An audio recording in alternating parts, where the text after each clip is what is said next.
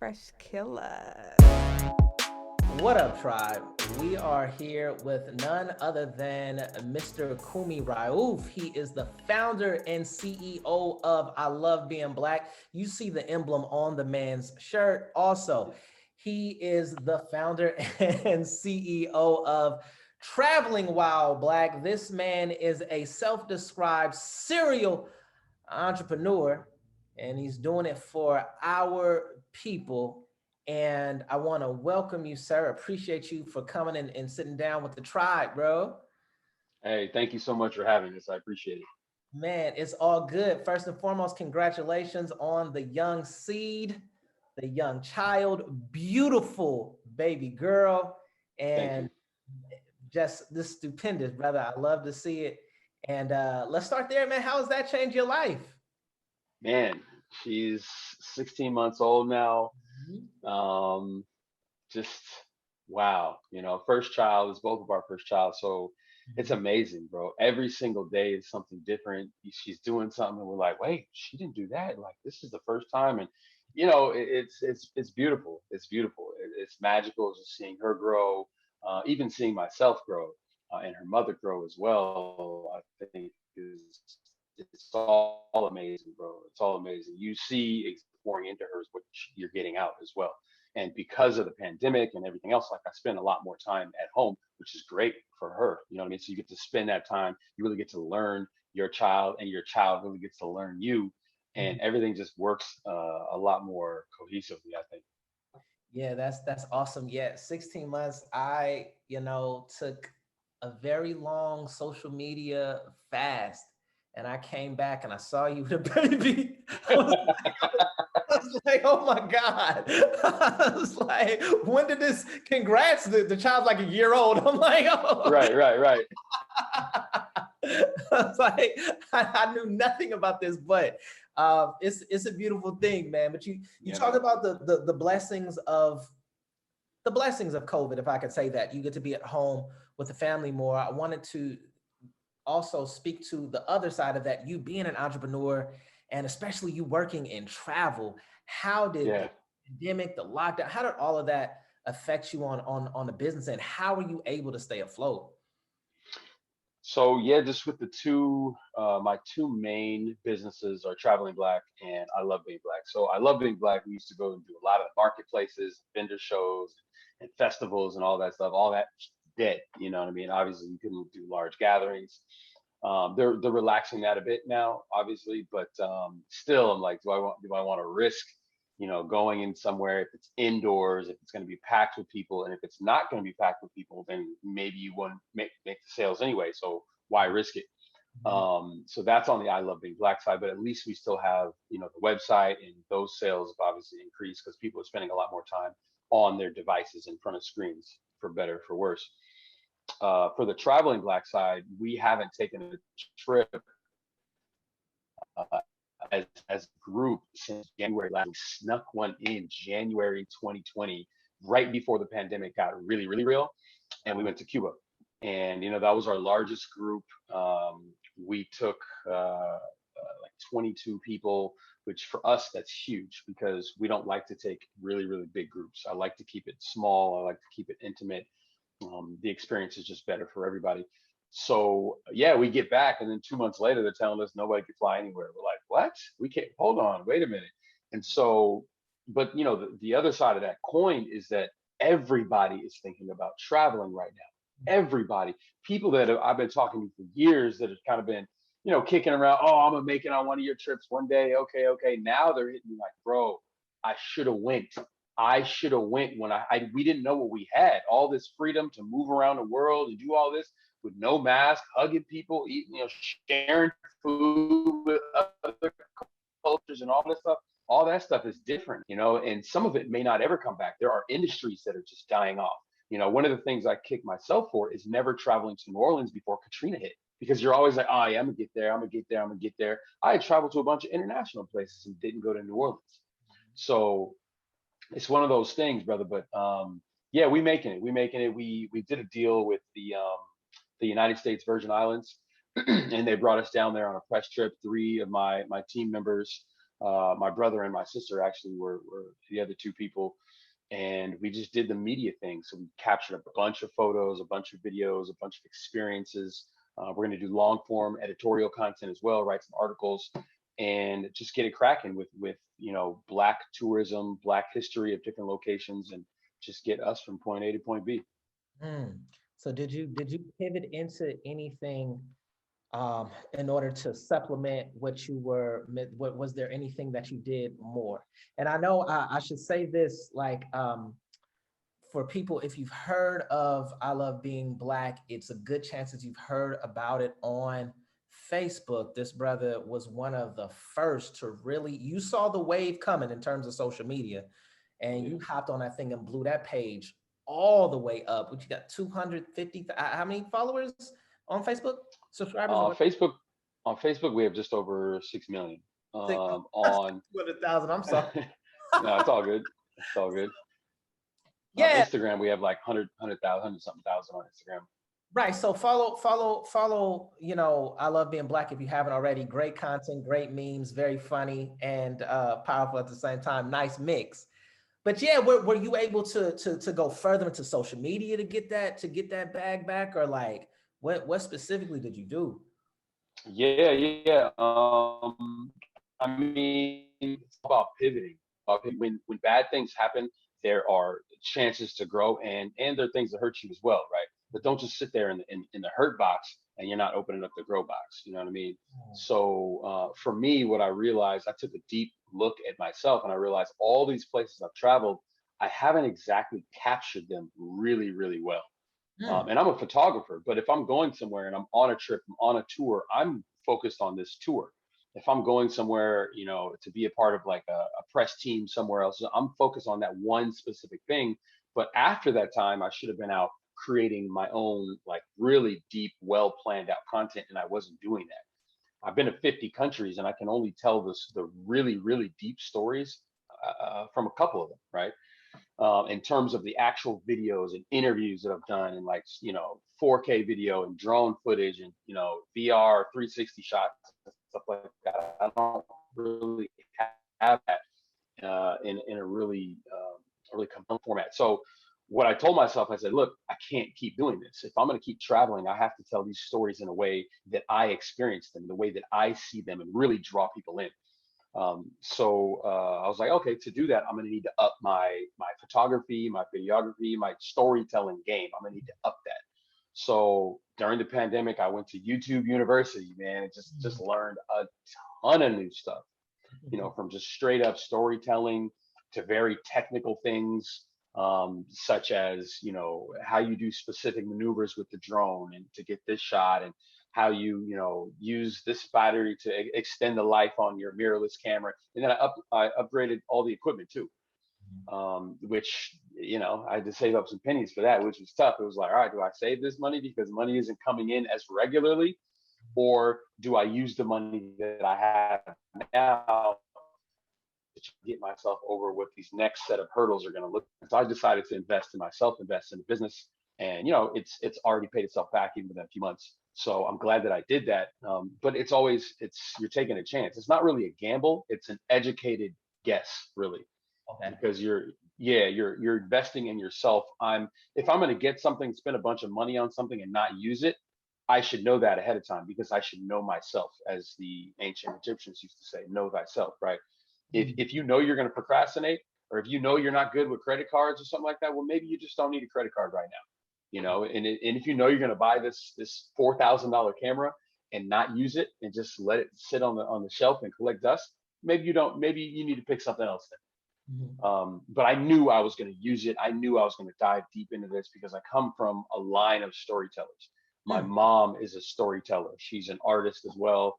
She's one of those people, like, it matters. She could be at church, at a festival, in the thrift store, something like that. Like, she's gonna tell stories. She's gonna draw people in. People are just drawn to her naturally. My dad, photographer, uncle, photographer, brother, photographer. So I had to get it. I was like, all right, I have to kind of follow in their footsteps. Hey, I didn't know that about your mom, man. Yeah, your mom's an artist. Yeah, okay, she's an artist as well as a storyteller. What kind of art does your mom? She works mostly with clay, but that's not her only medium. I mean, she's sort of anti-technology, Uh, um, which she's heavy right brain. Very creative. She sees art where most other people don't see anything, including myself. She's like, look at how they did that right there, and they did it, and I'm like, I see it now that you said it, but I wouldn't have looked at it like that. She does these paper cutouts, and she's been doing this ever since we were little, ever since freshman year in college, right? She would send packages to the dorm. She would fry things like lasagnas and other things, and put the dry ice in there, overnight it to me during finals, right? Because I don't want you eating dorm food during finals. I need you to get this good home food and everything. I'm like, wow. But she would do these cutouts of like African faces, or like just these women and stuff like that, or it'd be literally just like a cutout, like a paper cutout of a figure, but it's done in a very artful and aesthetically pleasing way. And she would put that on the outside of the package and then put tape over it so it wouldn't get ripped off in transit. And just that little thing, bro, you would just be like, wow, I feel like I'm at home. I feel like my mom is here with me. You know what I'm saying? As I'm 17 in college trying to figure out the rest of my life. yeah, special. That's a real special, man. So Yeah. from that, you end up traveling to 50 countries, right? Mm-hmm. You're at 50 right now. And, we were talking about the year of the return in Ghana, and you Mm-hmm. were able to attend that. Yeah. And um, I was wondering, what was your take on the year of the turn, on how it was marketed, how it played out, that whole experience? Yeah, bro. Where do I start? So, year return 2019. For those who don't know, Ghana said, "Hey, 2019 is the year of return for Black folks throughout the diaspora to come back home to Ghana, and not necessarily come back home to live, but like just come and see it, come check it out." We had already been to Ghana a few times, so we did another trip during 2019 year of return, and we brought other folks with us on a tour, and they loved it. They loved it. So they're definitely checking those boxes in terms of getting Black folks to the continent. Most of them, I think all of them except one, had never been to the continent before. And you literally see people kissing the ground, touching the soil. Like, and when you go by, they're some of the nicest people on the planet. They're like the Japanese, you know what I mean? So they'll be riding by on a bike, and Americans, Aquaba, Aquaba, it's welcome. So they're just saying, hey, welcome, welcome home. You are home. And like, you just see people crying and tears on faces and stuff like that. It's one of the most beautiful things you'll ever witness, because you start to realize all the things that we've been missing here. Mm, You mm, see all these traditions that they have that isn't anything new. It's something that's carried on from generation to generation to generation. And you realize we have some of that, but not nearly that deep. Not going back thousands of years and stuff like that, to the point to where people don't even really know how it started. And language and symbology. They have the Adinkra symbols there that come from Ghana, and because we don't think of symbology in terms of African symbology. We walk around with like Japanese are in kanji and Chinese characters and stuff like that drawn on our bodies, maybe not even knowing what they mean, just because it kind of looks cool. But now I like it that a lot of people are gravitating towards the African side. I digress, but in terms of the year of return, yes, some of it I think was marketed differently than what actually happened in reality, right? You see some of those memes out there like, oh, dual citizenship, it's super easy to get, it is not easy to get, bro. We literally were there during the time there was a 90 something year old man who was on his deathbed, who had been there for 2 or 3 decades, and they finally were giving him citizenship at that time on his deathbed. mm. It's like a symbolic kind of gesture. And I'm like, he's been trying to become a citizen. He's been there for decades, pouring into the economy, doing good work, a positive member of the community, all that good stuff. And it's just not easy to get. So Kwame Nkrumah, former president of Ghana, the first African president to sort of expel European colonizers at the time, in the 50s, I believe it was 57 or somewhere around there, 57, 58, somewhere around there. He was big on all of this, bro. He was big on all of this, and this is the one who kind of coined the idea of dual citizenship and saying, hey, look, you're Ghanaian, you are West African, so you have a place here as well. But that never really came through to fruition. He got ousted as a president in X, Y, and Z. But the idea is still there, and there's all these kind of urban legends about dual citizenship and things like that. Look, this is something that we absolutely need, and we would absolutely benefit from just knowing we have a home somewhere else. Knowing if things just go left in the US, that we can go back and go somewhere else and start somewhere fresh, and there's an easy path to do that. The year of return didn't provide that. It did not provide that information. They do not make it easy for us to get that done. And so that was one of the drawbacks I think could have worked out a lot better. And some of it was just marketing. Some of it you felt like was just like, hey, we want a bunch of folks with extra cash to come into Ghana and drop that cash off. Which, hey, I'm all for that. Don't get me wrong. We do business with Ghana. We, right now there's a brother in the Arts Center making things for us right now that we're gonna sell here. So he's winning, we're winning, and we're getting to kind of propagate African culture and fashion. But I feel like some of this was it was just marketed as like, oh yeah, hey, this and that, and a lot of people just wanted the money. A lot of people were like, hey, look, we just want you to come over here and drop bread off, and that's it. Okay, peace. The things we said we were going to do, and the things we're going to make easy, things we're going to make available, sometimes they just weren't available. Yeah, I was wondering about that, and I was wondering, was there anything there to speak to the reason why we left or were forced out of that region in the first place, and the role potentially that some tribes played in that interaction? I was wondering, did the year of the return, was there anything to facilitate that dialogue or that part of the healing? There was, and that's actually a part that they did really well in terms of the explanations, the talk about history, and the stories that never make it to the West, right? So let me see. So at the slavery dungeon, and sometimes they call it a slavery castle, but I'm like, hey, it was a castle for some people, but it was a dungeon for us, right? And it was owned not just by the British, but it was owned by the Dutch, owned by the Portuguese, owned at one time. So multiple European entities were owning this very same slavery dungeon, the Cape Coast dungeon, and then there's the Elmina dungeon as well. And you go through this, and literally people say you can feel like these feelings and the ancestors, and you can. I've been through it multiple times, every single time I go to Ghana, pretty much, and you feel it every single time. And sometimes your spirit is just like, this is too much. I need to sit outside for a second. And sometimes you're just like, this is exactly what I need. And you're crying at the door of no return, right? But I think that they explain things really well, because you had some people even from our group that had the idea, well, y'all sold us, oh, this and that, and blah, blah, blah. And yeah, there were some Africans that were a part of the slavery trade, but that's just the very top level. You have to get under that to start embodying critical thinking, right? So yes, there were some people that were part of that trade. They had no idea what we were getting traded into.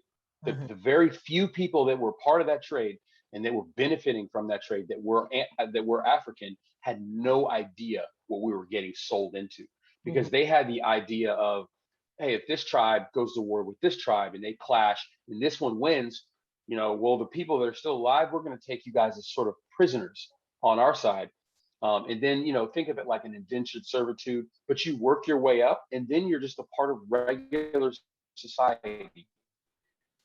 Once this conquering tribe conquers this one in some kind of wish or whatever it was like, hey, you're going to move you in, you and your family are going to get to live here, and blah, blah. There's no breaking up families. There's no raping people and stuff like that.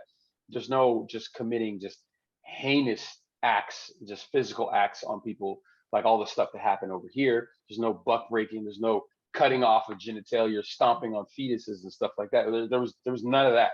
Mm-hmm. right? There was like, hey, we won in a war, so you got to come over here and work the land off and stuff like that, and kind of pay for your stuff, and then you're free. You're a regular member of society.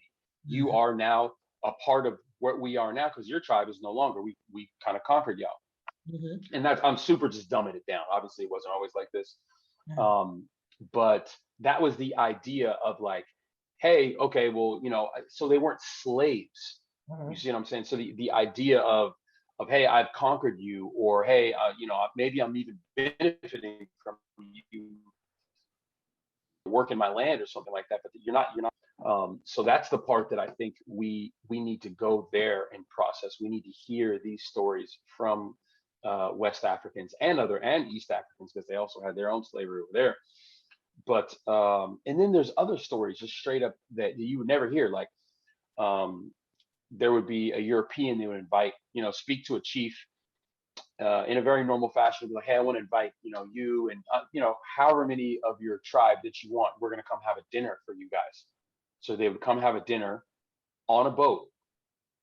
And guess what happens? That entire tribe is now enslaved. Swear to God. I swear on everything, and I'm hearing this from elders, Swear. right? I swear on everything, I've literally. never heard anything. That's I wild. never, and me neither. And it's almost because it's because we haven't heard the specifics of white supremacy and how it played out back then, and how just the dehumanization, like the levels of dehumanization that happened back then. We haven't even heard of stuff like that. It's so far from our minds, right? Because we have sort of this moniker of freedom that we have right now. Mm-hmm. But folks back then, and that's it's our gift and our curse, bro. We're so nice and we're so trusting, and we accept everybody type of thing, which is great. But there's always that flip side as well, right? Mm-hmm. Um, so anyway, yeah, that all that stuff kind of played out, and you're hearing all these stories. And I always tell the amazing guides at the dungeon that are very knowledgeable. They'll give you dates and times and names and all this stuff. I always tell them, hey, this is my group. It's an all black group coming from the diaspora. Most of us are coming from the U.S., but we got some brothers from Canada and sisters from Jamaica and places like that as well. Um, I told them, don't sugarcoat anything. I know sometimes they go and they kind of give those Europeans that are coming through the tour, and they might give them, the sort of watered down version. I'm like, don't sugarcoat anything. We need to hear this. We Mm-hmm. need to hear these stories. We need to learn what happened to our ancestors. We got to stop looking at it like, oh, those Ghanaians and us, black people in America. No, no, no. Those are our ancestors. So Mm-hmm. it's not like they sold us. They sold. Some of them were involved in selling their own people type of thing. Mm-hmm. And this is what happens. I'm just coming to an end here. It's It's all just all divide and conquer. right. It's just divide and conquer, bro. This is what happened in Rwanda. I went to Rwanda and learned the real story of the genocide over there. Mm-hmm. And it's divide and conquer is at the root of all of this stuff. Mm-hmm. So yeah, but in knowing that and being educated about that, we can look at ways, things that are playing out right now. It's the same playbook. It's all divide and conquer. So we have to stop. One of my favorite African proverbs is "War amongst the grasshoppers delights the crow." War amongst the grasshoppers delights the crow. Okay, I got you. Delights the crow. Yeah. So that's divide and conquer 101. Yeah, man. Wow, man. I appreciate that, man. I appreciate it. So you've been to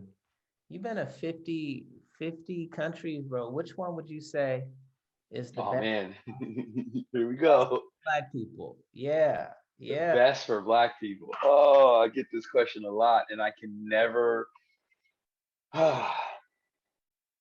So best for Black people from here going over there, or best for the Black people that are there already? Because it's a different. We have a bit of a Black privilege. We have a bit of Oh, a privilege coming from here, and that's something that we're not used to having. You know what I'm saying? But we do carry a quote unquote American privilege when we go places. So if you thin slice it, I can answer the slice, but in totality, I probably couldn't even answer you, bro. You know what I mean? And I'm not trying to dodge the question. It's a good question. It's a but it's a tough one. Nah, that's a your idea of blackness is obviously extremely expansive, having seen it all over the planet. And I'm aware that I never felt like an American until I left America. And when people could tell when I was in France, and people could tell that I speak English, and they would come to me and ask me for whatever. Or when I was in England and they heard the American accent, when I approached, they thought that I was just a black guy. And they Hmm. had one look, but then when they heard the American accent, it's just like, oh, they're Yeah, all yeah, open to me and they want to be as helpful as possible. yep. And I struggled with that. Like, that's at no time in history has a group of people rejected a privilege, saying, no, we don't want Right. that. We want to be treated like the downtrodden. Maybe certain individuals have done it, but I don't know of a group of people saying, no, we don't want this privilege. And it was wow, yeah, it was really, really, really, I don't know. I'm still processing that. So I would say, to remix the question, I want to say, let's disregard the privilege and say just black people native to that land, black people that come from overseas, but just the idea of blackness and how to move around as a black person, no matter where you're from. Is that a little bit better, or is Okay. that still difficult? Yeah, that's a little better. It's a little better. Ah, it's still, I can I give you a couple? Yeah, give me a couple. Give me a couple. Give me a couple. Okay, okay, okay, okay. Top three, maybe. We could do three. Yeah, we Let's could do do top three. three. Let's do top three. Let me see. I would say Rwanda's got to be one of them. Wow, I've heard that before. I've heard that Yeah, before. Rwanda's got to be one of them. It's not all rosy in Rwanda. You have some issues with, um, the Congolese and some of the political dealings and stuff like that. But in terms of just being a person in Rwanda, uh, they have a lot of social programs that we have never even heard of that maybe we need to employ here in the U.S. I think it's the last Saturday of every month. I believe it's called Um, Umuganda. And what they do is, like, let's say, just think of like different neighborhoods that have, like, I don't know, 40, 50 houses. I'm dumbing it down because I don't know the exact numbers, but you'll all go in, like, let's say me and you live in the same neighborhood, and there was a storm that blew down your fence or something like that. We'll all go to your house and help you build your fence in like a few hours. Just boom, boom, boom, everybody, and it's done. There's Hmm. some trash in the street. We're all in the street cleaning up the trash, making sure our neighborhood, our area, and everybody's doing this, right?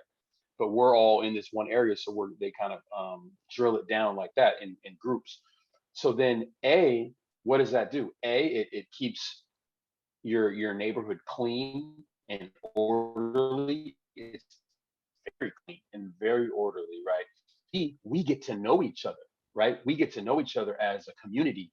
And so divide and conquer and future things like that to disrupt our social harmony is a lot harder to engage in, right? Because I don't care what tribe you're from. This is Raj, man. He helped me build my fence. And like, I know this cat. I know his children. They go to school with my children. And like, he invited me over for dinner that one time. Man, that was a good feast. And like, da da da, all this stuff, right? So it's a lot tougher. So you see, there's levels to this, right? And so they're ticking multiple boxes with social programs like this. They have more women in the Rwandan government than any other government in the world, because they realize not only do we have some tribalism and some other things, but we also have some sexism and some stuff going on. So let's just gut all that stuff. You know what I mean? And yeah, they got a bunch of cool programs over there, bro. A bunch of cool. They respect nature. They have a utmost respect for nature. So you look at like the gorilla trekking, which I did not get to do, that you can do in like mostly Eastern Africa. I didn't get to do it, but they have a whole ceremony on naming the new gorillas that are going to be born and everything like that, and just respecting them and respecting their space and everything like that. Not like, hey, we could tear down a bunch of stuff and put all these gorillas in zoos and da da da. Like that's the way that hyper capitalism is going to kind of look at things. And like, let's tear down all the trees, let's enslave the animals, let's do all this crazy stuff. So yeah, that's Rwanda.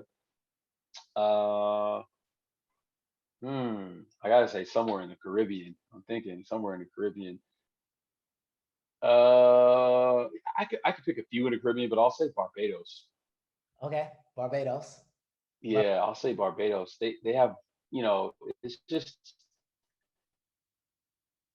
the stress is a lot lower there than some other places, even some other Caribbean countries you'll go to. I hate saying stuff like that because I know that Caribbean folk have their own kind of like tribalism type of thing going on sometimes. You'd be like, hey man, what island you from? Oh, I'm from this island. Okay, well, what's the best island? My island's the best island. Oh, cool. Like, what other islands have you been to? I've never been to any other island but my island. And I'm like, bro, well, how are you gonna say? You know what I mean? Never mind. All right, you got the best island. You got it.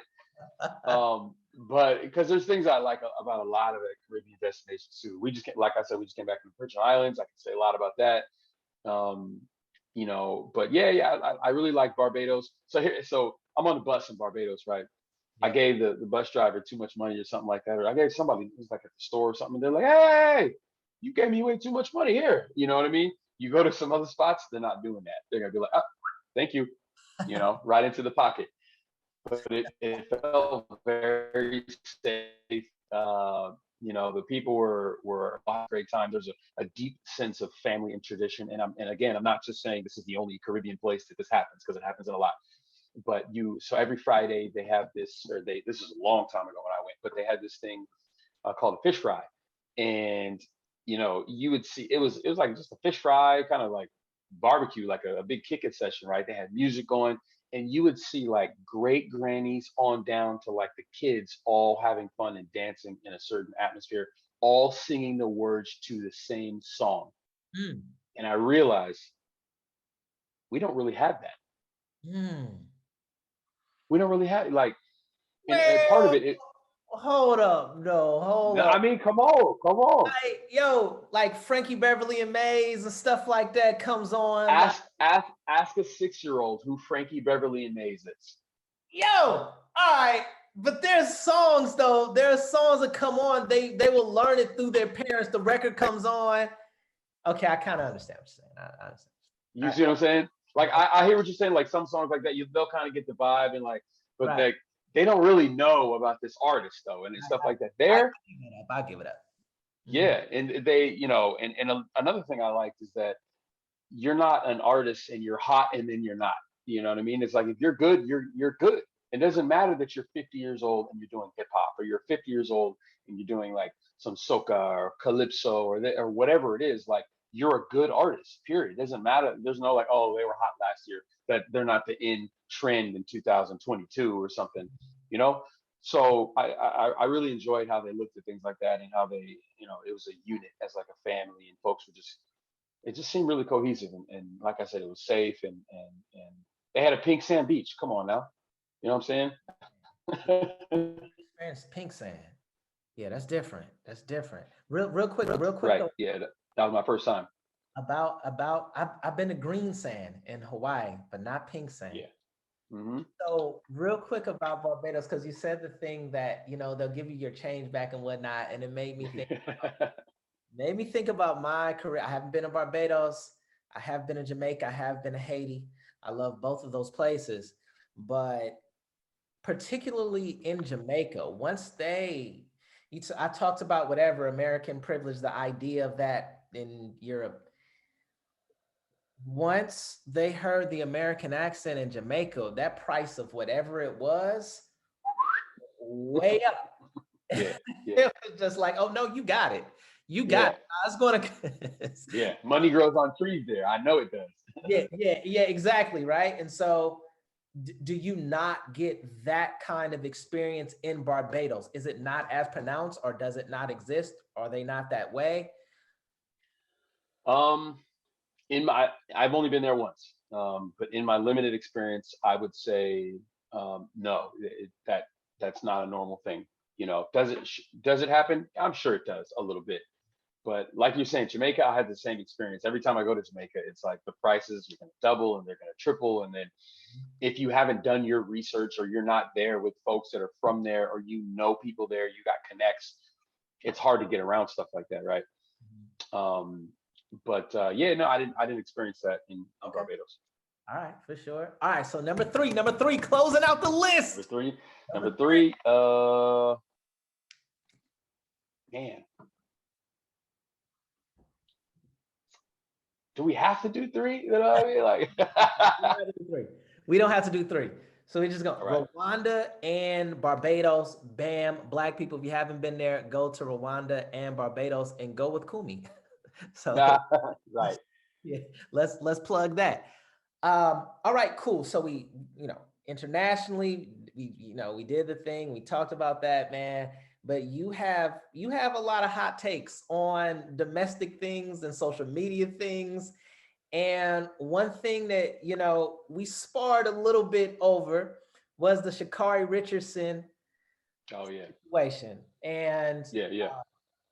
so Sha'Carri, I wanna ask you about not just Sha'Carri, but Simone Biles as well. And I want to put it under this umbrella of when is it okay to not follow through on something? And I know if Mm. so in regards to Sha'Carri, who is the Olympic sprinter who didn't make the team due to marijuana, and then she came back after the Olympic Games and she came in last place in the 100-meter dash. So I was you felt like, and correct me if I'm wrong, you felt like, oh, people are kind of flip-flopping. At first, you guys were praising her. Now you guys are like all on her, and that's not fair. To kind of, summarize, that's the gist of your position on Sha'Carri, right? Am I missing something? Uh, pretty much, yeah.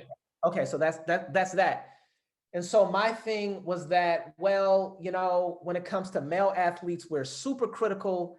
And my real thing with Sha'Carri was that, well, she was supposed to run the 200, and she made the now infamous post-race speech after her 100-meter dash. I'm still one of the fastest of all time. Woody, whoop, whoop, whoop. And she went off.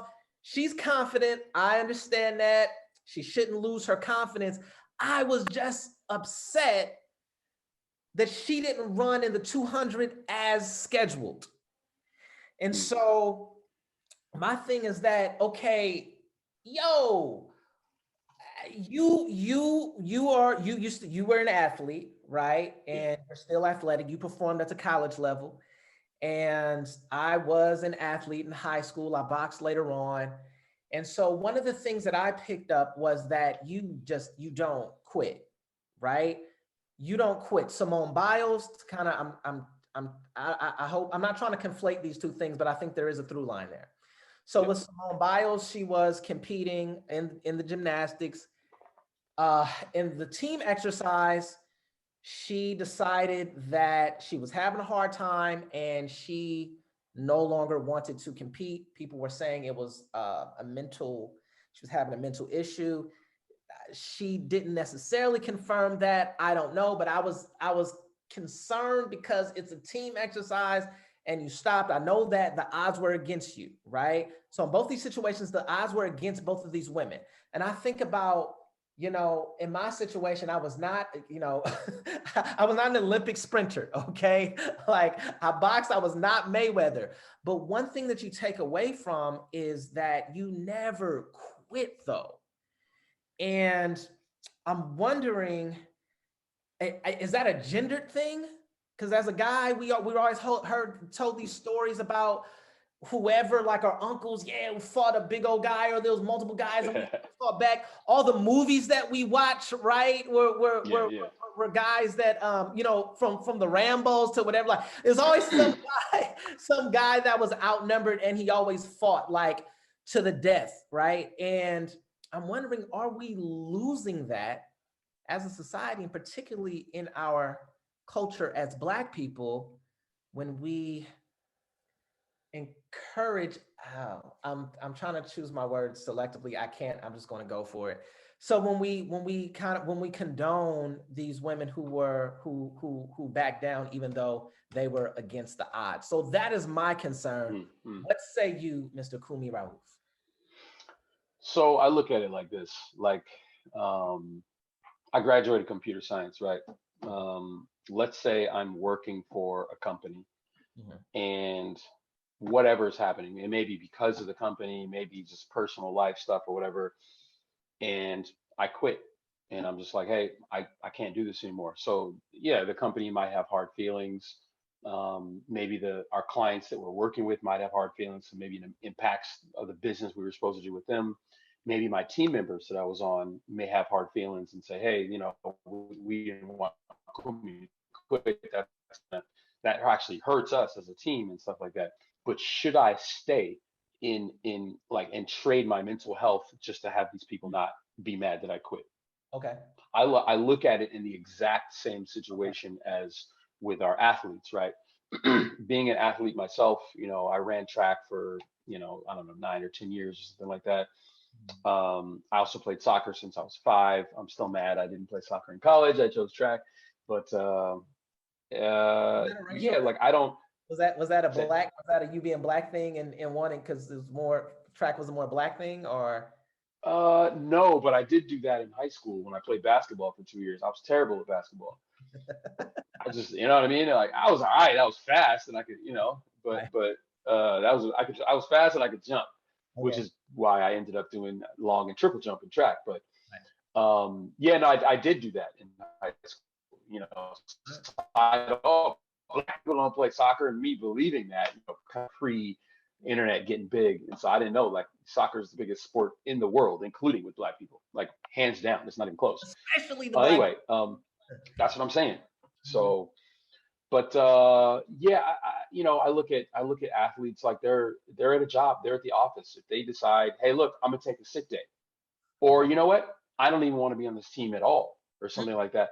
That is a decision I think they are willing to make for themselves, and I'm behind it. I may not like it. Let's say if I'm a Steph Curry fan and he's I'm gonna go play for the Knicks or something like that. I'm not gonna like it. I Okay. didn't like it when the Warriors left Oakland, right? Yeah, I Understand. didn't like it, but Understand. hey, this is business. This Right. is business, and even bigger than business. I think when you're dealing with mental health, when you're speaking about people like Naomi Osaka, and Simone Biles and stuff like that. Like it deals when it's starting to do mental health. Just because we are comfortable in our chairs and we think, oh man, I would never quit. Like we don't know what that's like. We really don't. I don't know. I'm an athlete, like I said, but I still don't know what it's like to perform at that stage in front of that many eyeballs, to get Right. hate mail all the time talking about, F you, da da da, you dirty black, da da da da da, like all this other stuff, literally all the time, having people that are employed to just shield us from stuff like that, right? But they can't shield us from everything, right? And you get, talking about, oh, well, your hair's looking nappy while you was out there winning the gold medal and this and that. Like, whoa, but she want to, like, this is, and sometimes we do this to each other, and that's really what I was speaking about. Can people be critical of, Sha'Carri and Simone and stuff like that? Sure, but we have to, just we have to realize some of these things. Like they're at a. What I mainly didn't like was people like sort of dehumanizing her. And I think personally I think Shikari made some really bad decisions. Straight up, I'm not going to be I'm going to defend her to the death. No, I think she made her initial decision with the cannabis and everything. That was her decision. No one forced her to do that. No one cheated her out of that. This and that. It was a decision that she made. But I don't think we should call her out of her name. I don't think that we should dehumanize her and say, "Yeah, you better perform." I'm sitting here with my popcorn in my chair, ready to be entertained. Like, are you not entertained? Like, you know what I'm saying? Like that's how I feel like we're sitting back looking at the situation. So, but I get what you're saying in terms of kind of indoctrinating this culture of never quit, never quit. I forget which book I got this from, but it was saying the exact opposite. And this, I guess, loosely applies here, but it was saying quit early and often. If you're reading a book the second you realize this book sucks, Quit put it early. down. Do not finish it. Do Quit. not finish it. Don't waste your time. You knew that the book sucked. I do audiobooks, so if I don't like the narrator's voice, oh, it's going back. Like I don't like it. I can't. You know what I mean? And I may pick it up again at another point or whatever. But if I don't like the narrator's voice, I'm putting it down. Okay. So I just don't want to sit through that. So yeah, I kind of have embodied at least a bit of that with quit early and quit often. Be a quitter.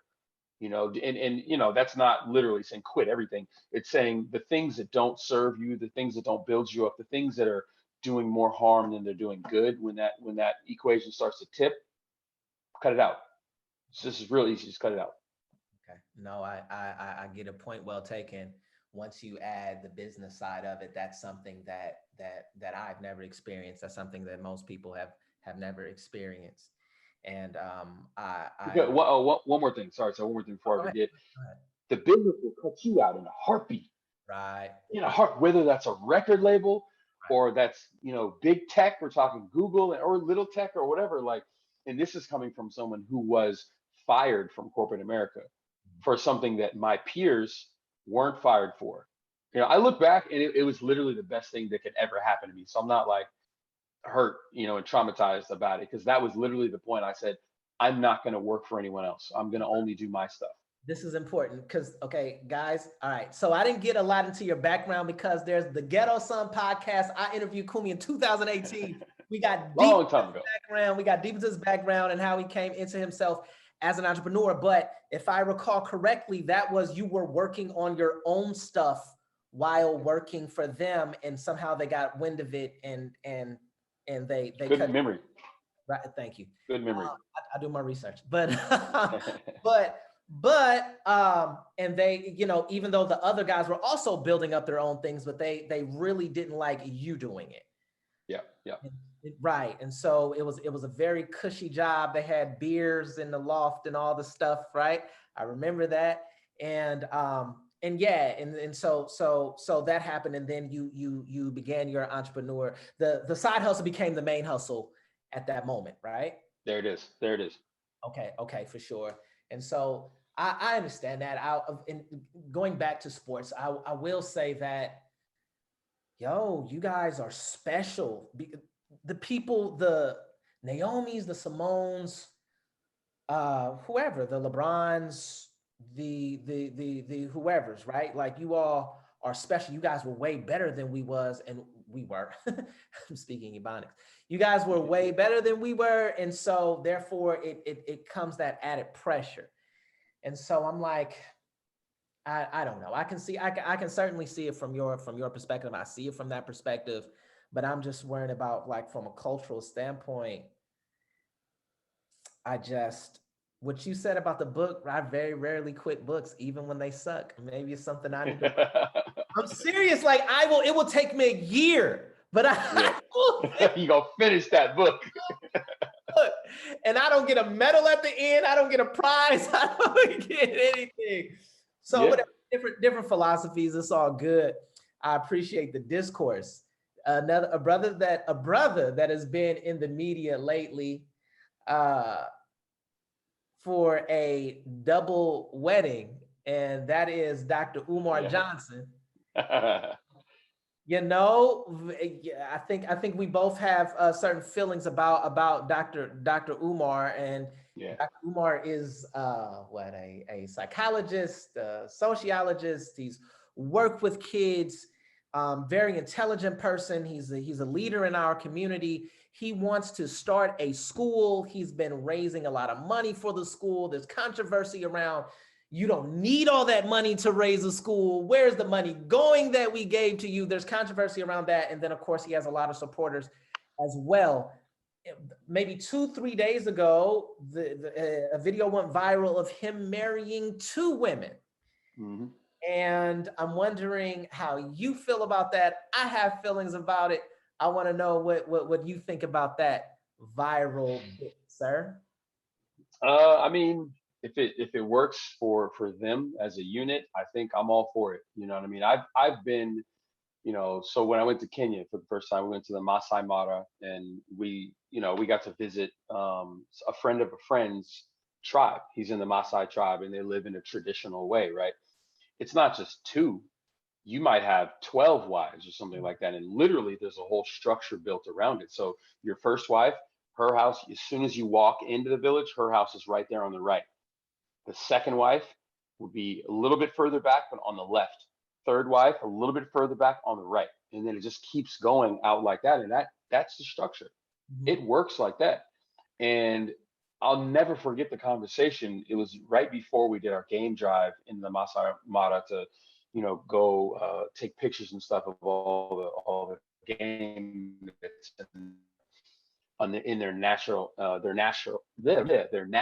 habitat, which I think is amazing. Everybody needs to do that. Sorry, all the what? We were up. Hold on, Kumi, you were breaking up just a little bit. You Oh, said sorry. you said all the what in their natural habitat? All the game, the Oh, animals. okay, for sure. Yeah. Uh-huh. Sorry. Yeah. That was amazing. But the night before we did that, some members from because where we were staying in our camp was right next to their tribe, like just kind of down the road, right? So they walked up. They had the Maasai shawls on, the super colorful. They look like blankets. And which is who? What's that brand that uses the tartans? The Oh, they stole that from the Maasai tribe. Anyway, I'll think of it in a little bit. But they came, and some of the brothers were talking with us. Fireside.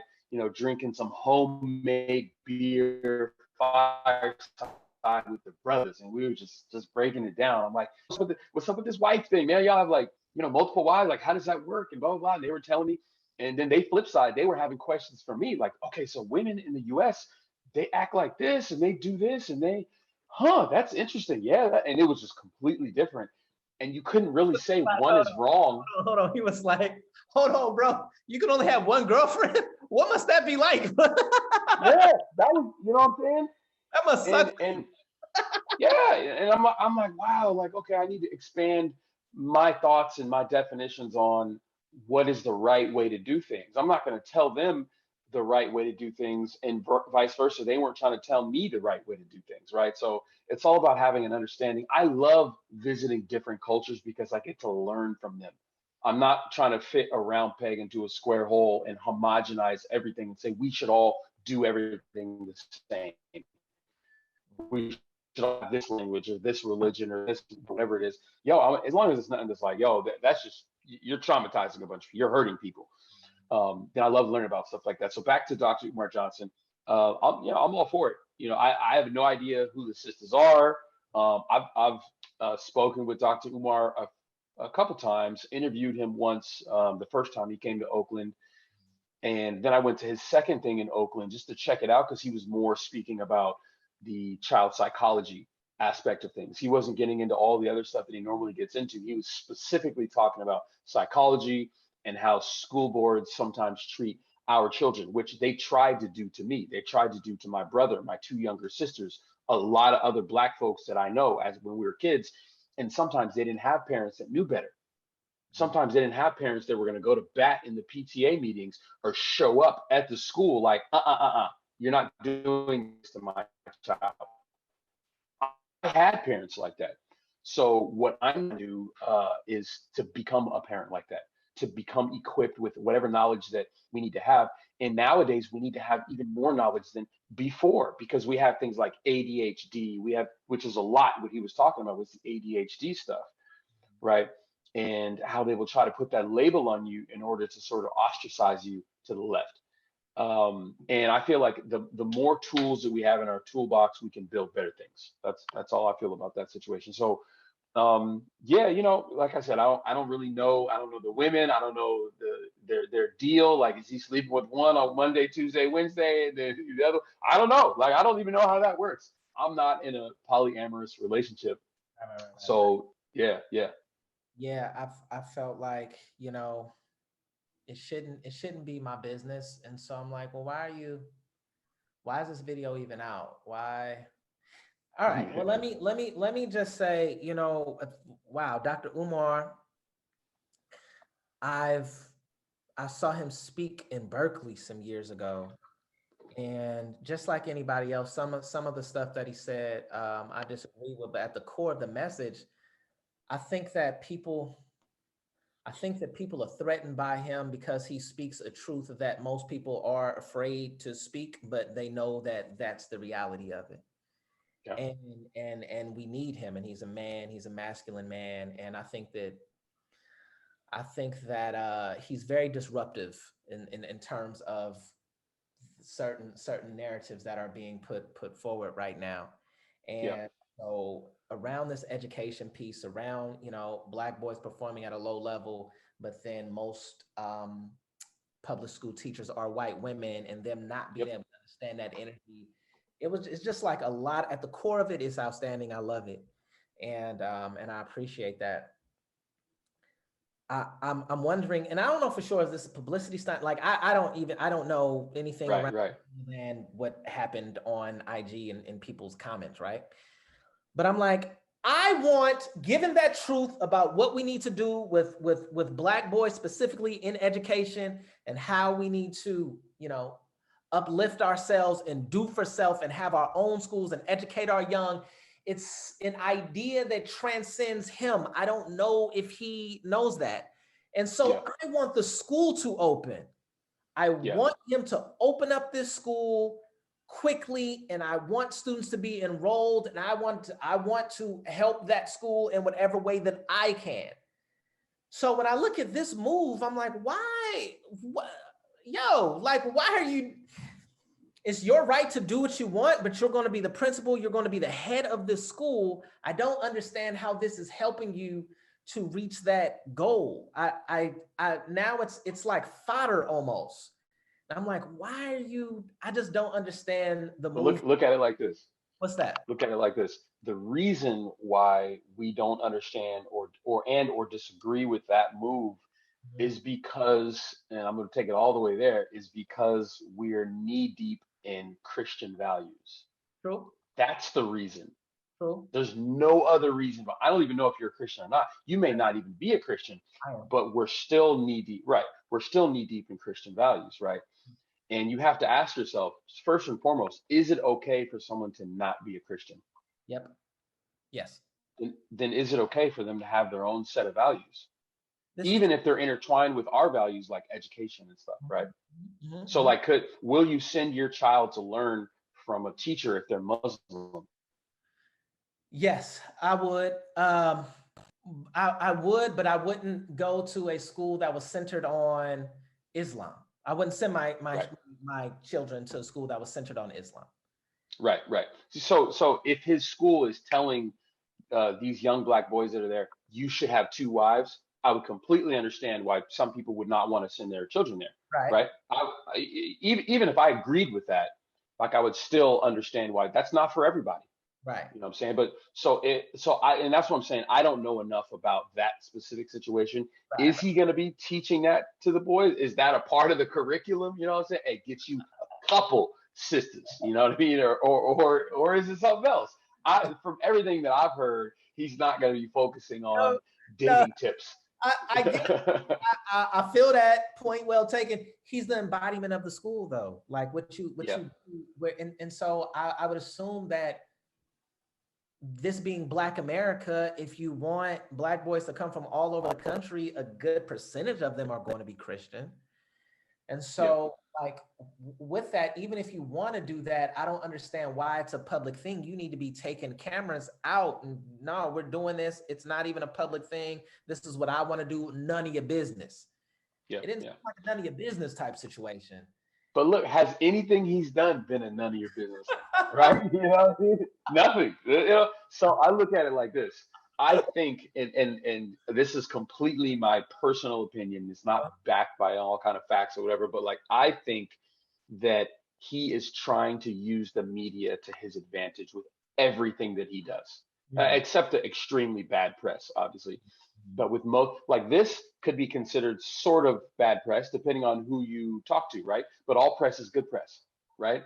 So I think that he's just trying to keep his name relevant in the media, and I think he actually did a great job. Even naming himself the Prince of Pan Africanism, I don't necessarily agree with that. but I think I understand what he's trying to do, right? I think he's trying to use the media and give himself this moniker and all this. Okay, cool, we got you. You know what I mean? Like to position himself as an expert, which like you said, he knows a lot about a lot of stuff. Mhm. Even some of the stuff that he says and is opinionated about, you may not agree with.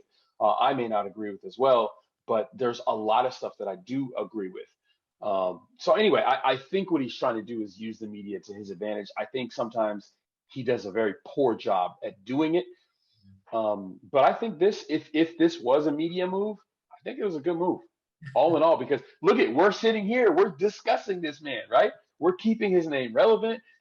Somebody else may not have even heard of Dr. Umar, and now we're going to be teaching them right now, right?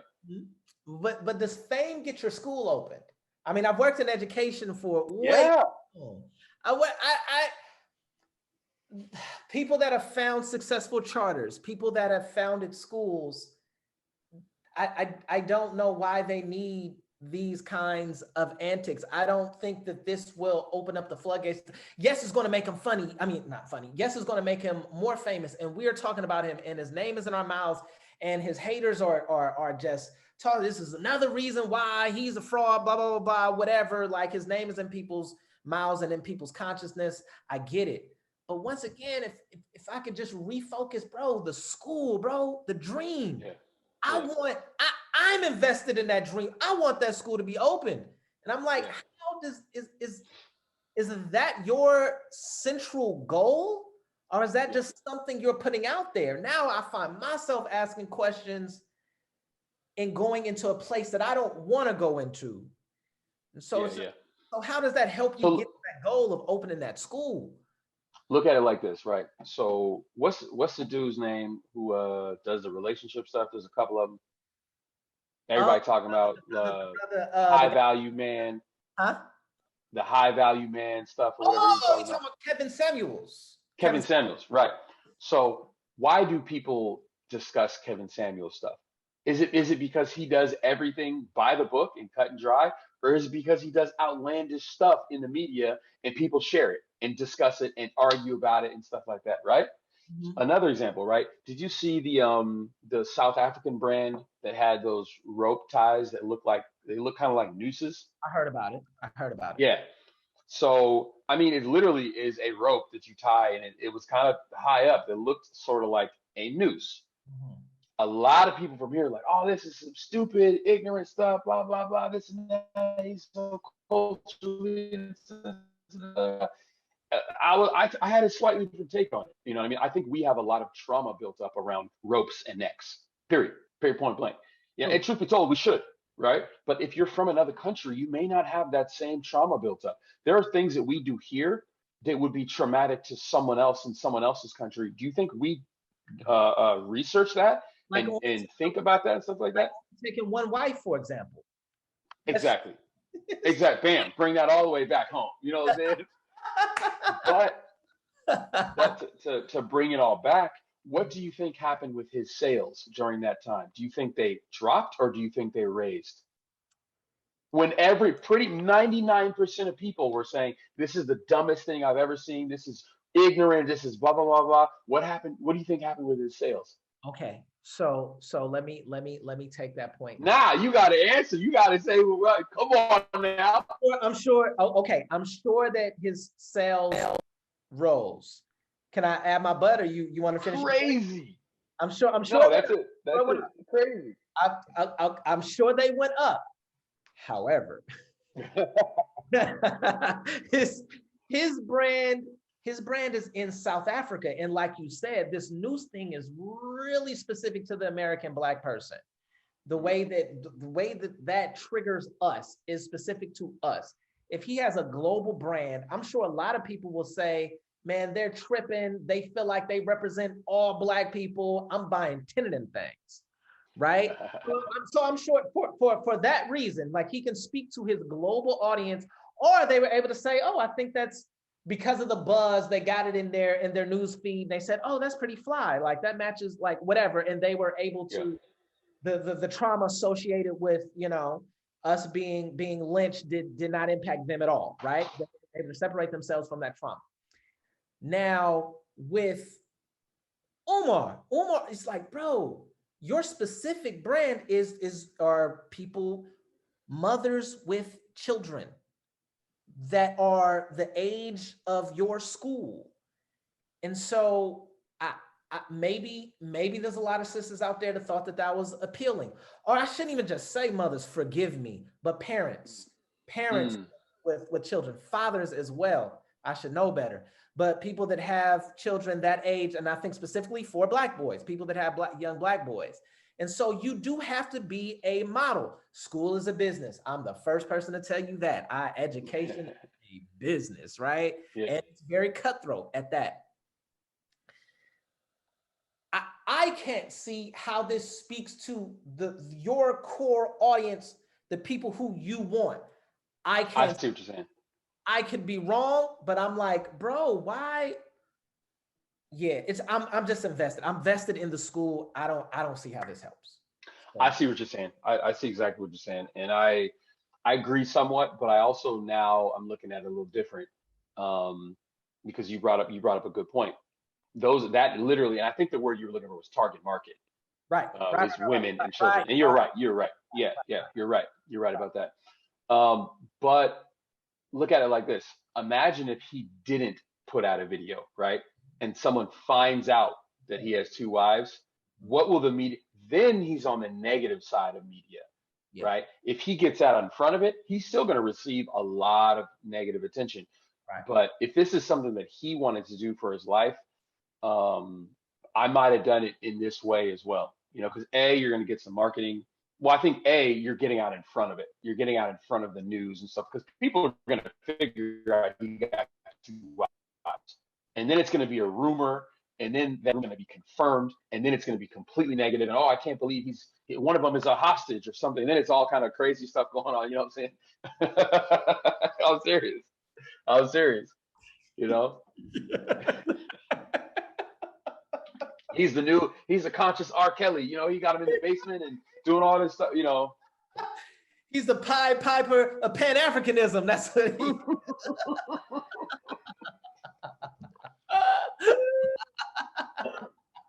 I'm gonna spit out my water, bro. Hey, you need to hashtag that, bro. No, don't do that. Don't do that. Don't do that. Oh, that's hilarious, though. Yeah, for sure. All right, man. So look, let me just one last topic of interest I want to pick your brain about is young Nicki Minaj Oh yeah. recently in the news because she had a forum. I just want to speak the facts.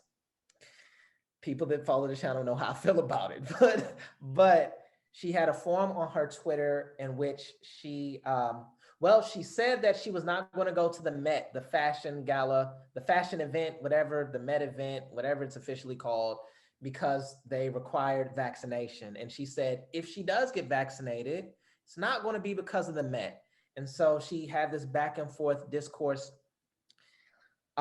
with her. I shouldn't even say back and forth, but she was engaging with her with the barbs, with the people that follow her about this issue, in which she said she's not vaccinated yet, and she talked about a story of her cousin's friend who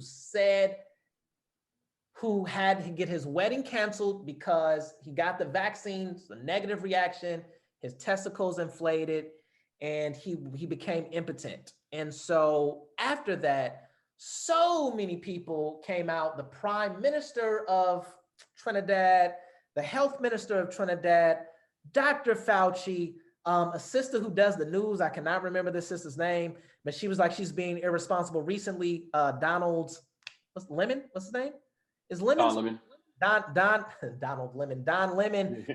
has condemned her, and people really came down against her and said that she's lying basically about that. And she said that she was supposed to have a meeting at the White House later, and they said that no, she was lying about that as well. Yeah. And it's created this discussion about her thing was just like, I am being castigated for asking questions.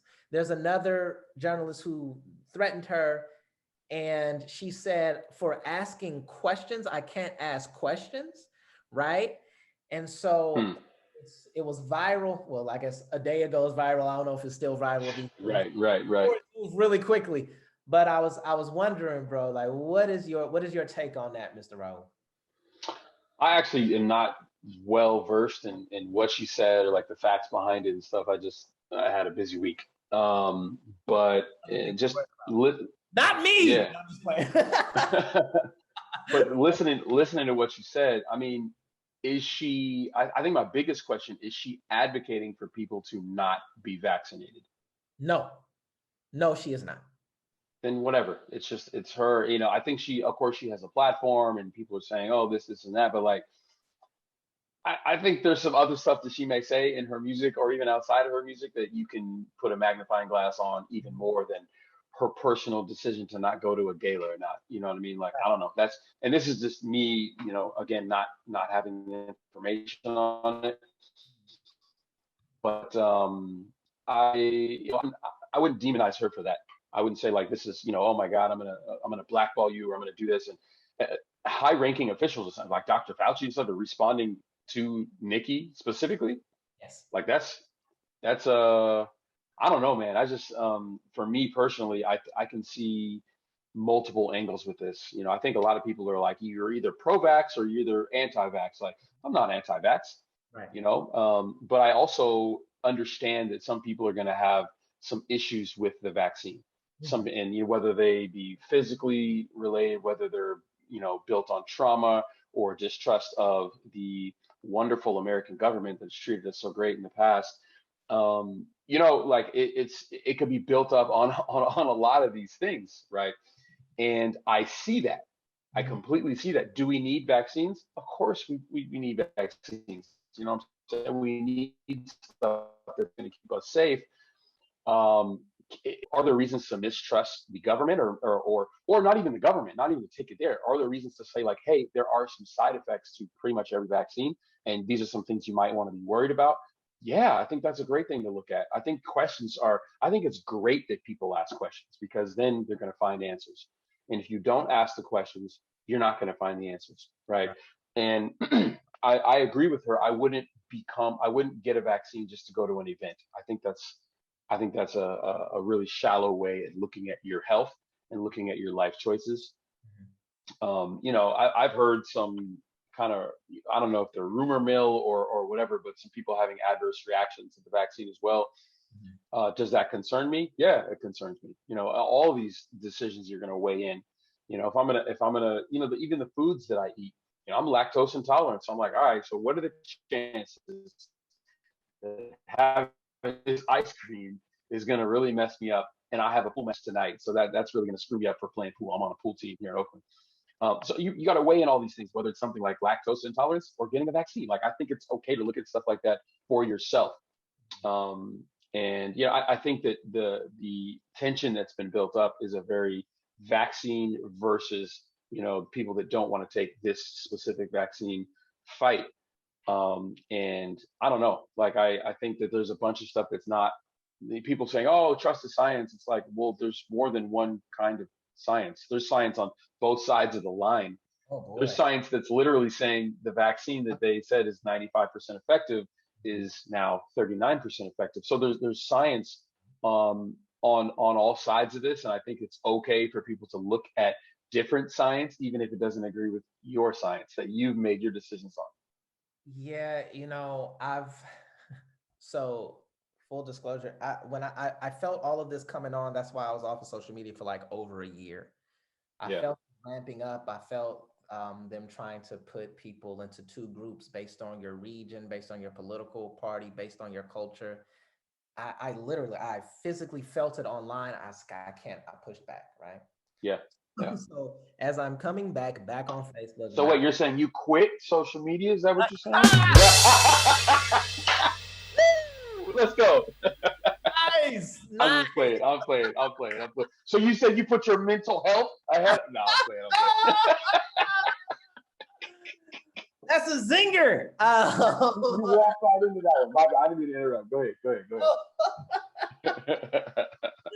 Hey man, let me digress a little bit, bro. Like,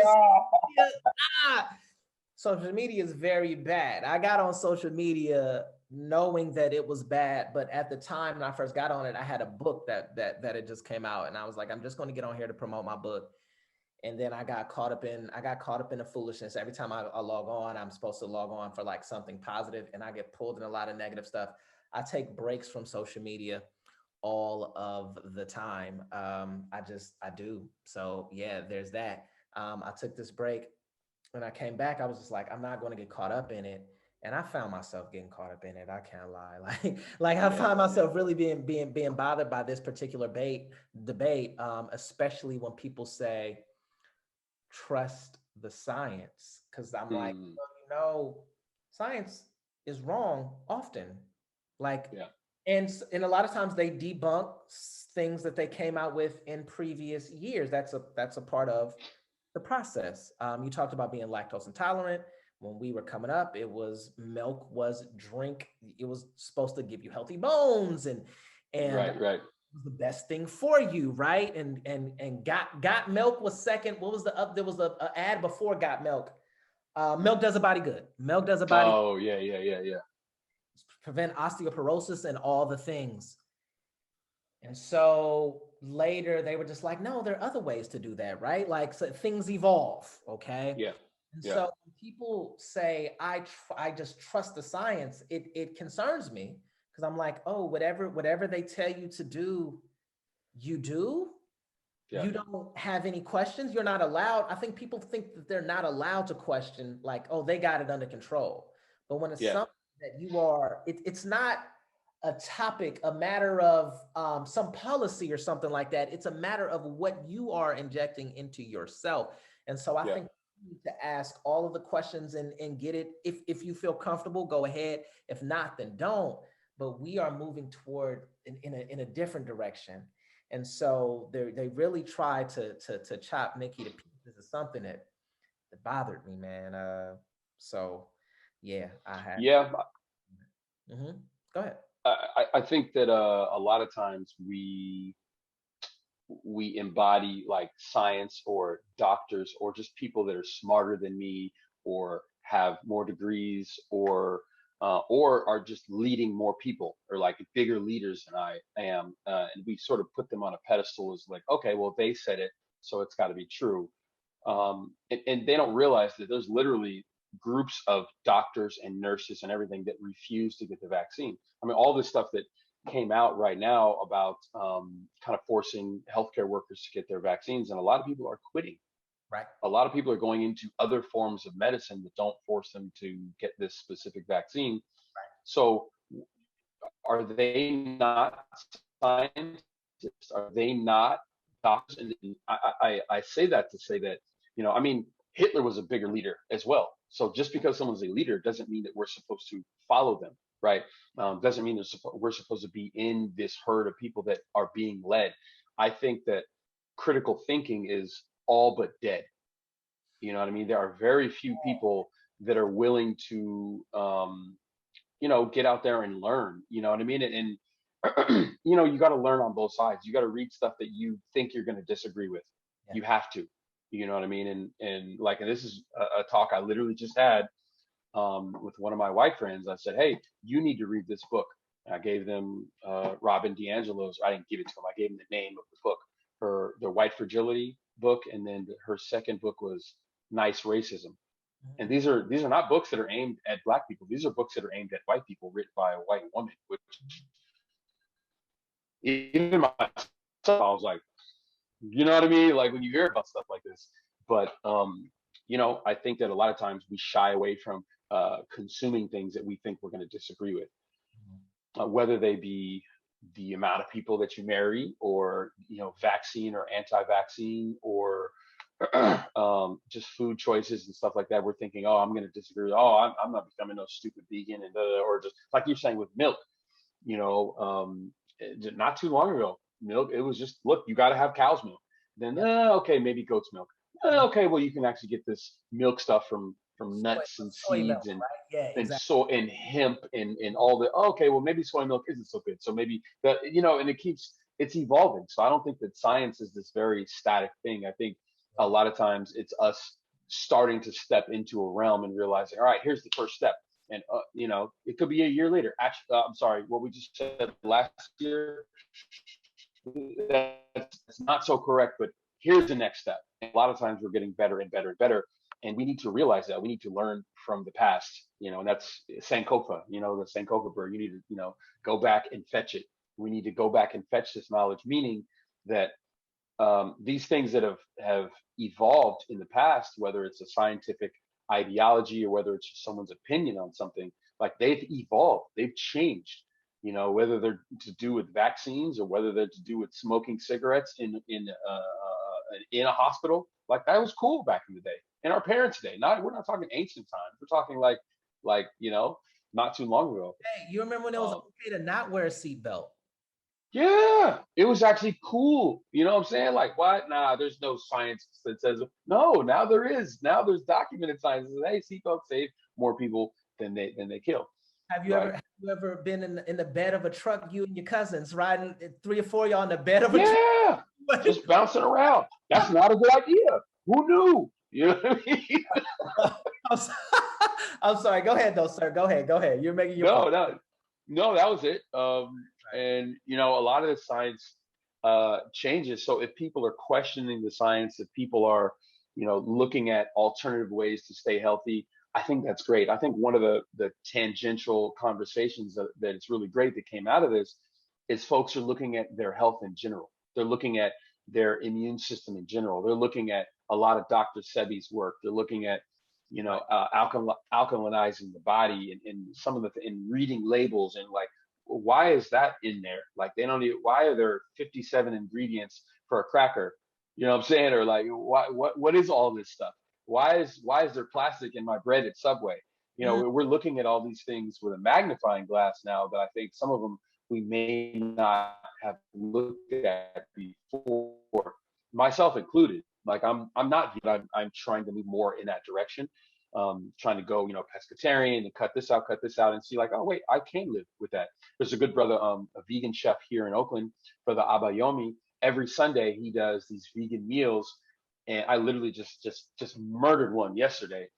And I'm eating this jerk chicken because it's a whole Caribbean meal and everything. And I'm like, yo, if you didn't tell me that this was not meat, I wouldn't know. And is it good? Is my body feel fulfilling? And I don't feel heavy. I don't feel dragged down. I don't feel that, that negative itis that you feel. I went and played pool afterward, and you know what I mean, and had a great night. So yeah, I think some of these things that we need to just rethink, especially when it comes to our health as a people. Okay. Man, well, that's what's up. That's a great place to end, sir. Could you promote all the socials? What is next for you? Oh, yeah. Support you? Go right ahead. So I Love Being Black. You can find us on Facebook and Instagram. Instagram is just at Love Being Black. And Facebook, just search for I Love Being Black. We have 6 million fans. And oops, there's the logo over there. Traveling Black on Instagram. We're at TRVLBLK. That's TRV as in Victor, LBLK. We don't have any upcoming tours that are like, on the bill right now. I once the pandemic thing hit, I was like, let's just be safe. I know there are groups that are traveling. We're not one of them. The last thing I want is for someone to get sick on my tour, because that's bad press, and it's bad health. But yeah, but we will be having some tours coming up. I'm going to be heading to West Africa pretty soon, back to Ghana, and then I might pop down to Rwanda or South Africa or somewhere else. Well, just to kind of test the waters a little bit, see where things are at in terms of health and things that are closing and quarantines and all that good stuff. Because I need to have that knowledge myself before I bring groups back to these places. Because that's our number one thing. We want you to be safe. But a close second is we want you to be just having a good time. We want you to get some good knowledge as well. So our trips are right down the middle. You're going to kick it. You're going to have fun. You're going to go out, but you're also going to get this knowledge and get this history, this Black history and this Black culture that sometimes other tours sort of miss. But yeah, we're going to be hitting Ghana again, South Africa, Brazil, Cuba. We're looking at adding in Belize, possibly Senegal and Rwanda. Man, that's That's a lot, man. That's a lot. That's a lot. That's a lot. Yeah. That's a lot in a good way. Yeah. So Oh, and the website for Traveling Black is traveling.black. Just traveling.black in your browser and you'll hit it. traveling.black, is that spelled BLACK, the black? Is Yes. traveling Yes. Mm-hmm. traveling.black. Yeah, not .com or .net or anything. It's a new like top level domain. You can get .black websites now. So I was like, I'm getting traveling.black, you know. Yeah. That's what's up, man. Well, listen, I certainly appreciate you taking your time out, chopping it up Yeah. with Yeah. me and the tribe. Whew, much love. It's another one, y'all. Peace, tribe. And another one. Damn.